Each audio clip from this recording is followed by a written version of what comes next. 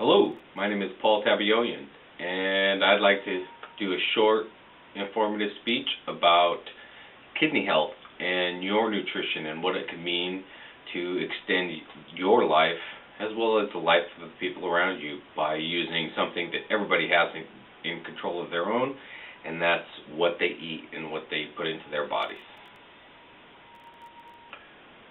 What do our kidneys do for us? Well, the kidneys themselves act as a very important organs, about the size of your fist, located just below your rib cage in your back, lower back. They act as filters that filter your blood, removing the drugs, the chemicals. They regulate hormones that help regulate your blood pressure. They create active vitamin D that helps with bone strength and remove most of the toxins that people don't realize that your body is processing.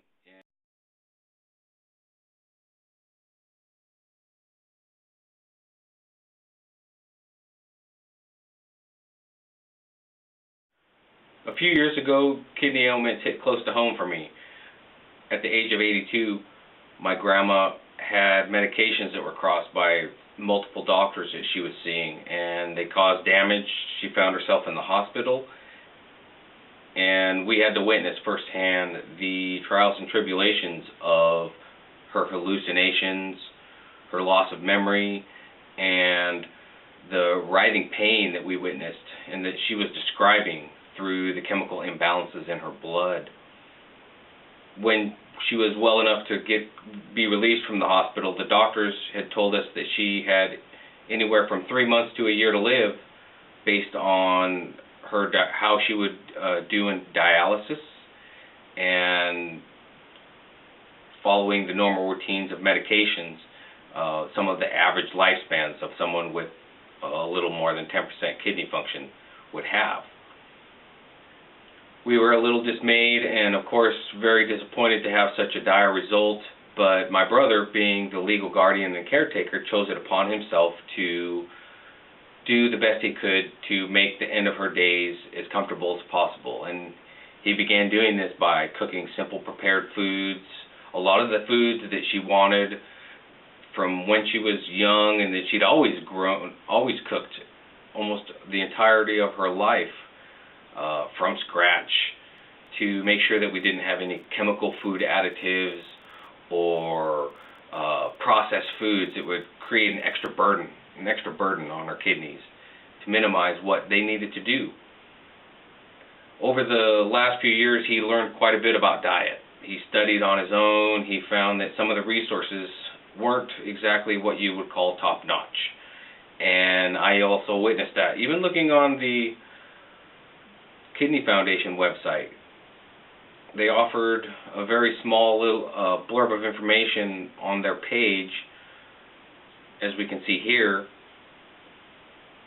but they didn't talk about how really important it is, and most of the information was directed toward dialysis. And this was a problem because originally my grandma said she would never be hooked up to a machine and take dialysis, that she would choose to go peacefully without the aid of a machine.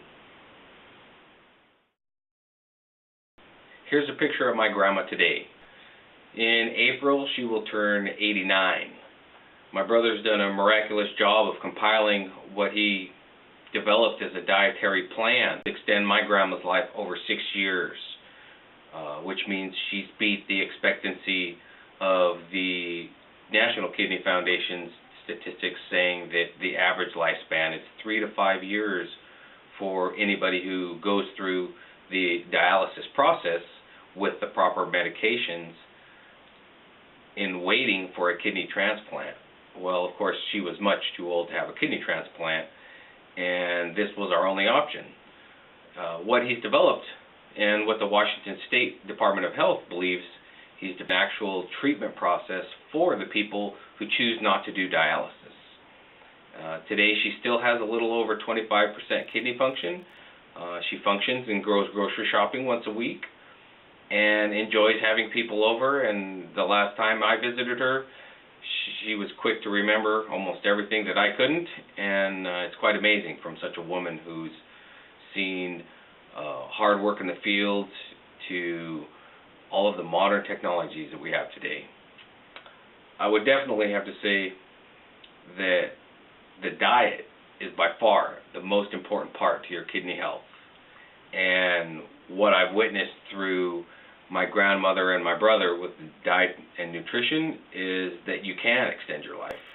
You can choose alternative methods that aren't going to rely on man-made error. All you need to do is to cook simple foods, prepare them without additives, follow your doctor's guidelines, understanding what your dietary needs may be, and eat lots of fresh vegetables. I think my super grandma can't be wrong when she says, eat your vegetables.